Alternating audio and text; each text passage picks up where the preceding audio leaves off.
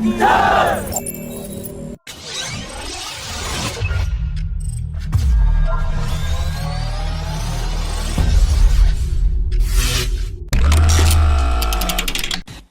high-level committee has been taking feedback from both private public sector companies and academics to develop an indigenous 110 kN class engine for AMCA fighter jet, and a majority of them have advised to build a new company with many key stakeholders, who should be in charge of developing the new engine locally in India, instead of an international collaboration with a foreign engine maker. If the indigenous route is cleared by the government, the Indian Institute of Technology will become academic research partner of the gas turbine research establishment, while the Indian Space Research Organization will be the lead designer partner for the new engine development. The Defense Metallurgical Research Laboratory will be in charge of providing the material and components to make the engine, and Kalyani Group will undertake the production. Top experts have said that it is very tempting to build a new engine based on the core technology from a foreign manufacturer, but the outflow of foreign reserves over the next 40 years in license cost and procurement of specified materials by the foreign company will surely be more than the total cost of indigenous engine development, and the country will still be stuck with a partially imported engine.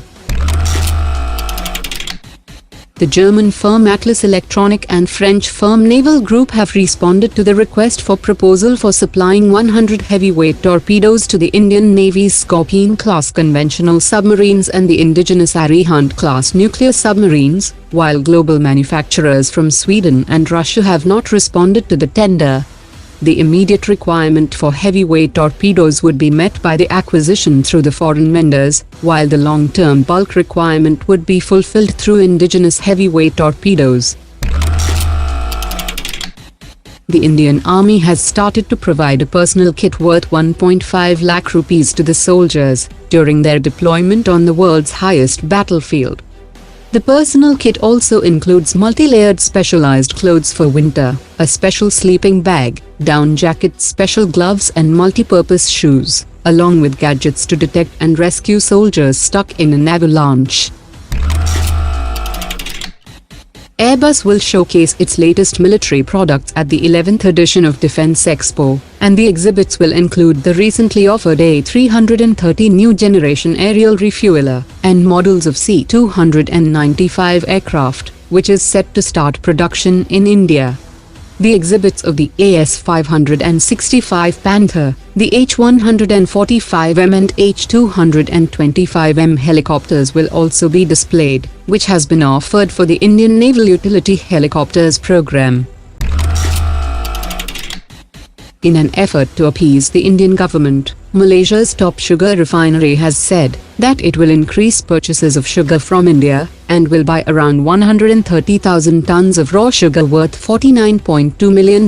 in the first quarter. The Malaysian Prime Minister has said that his government will not take retaliatory trade action against India, as Malaysia is too small to take retaliatory action.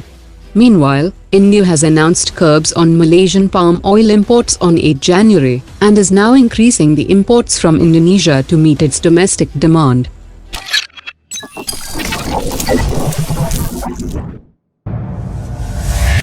Omar dropped it.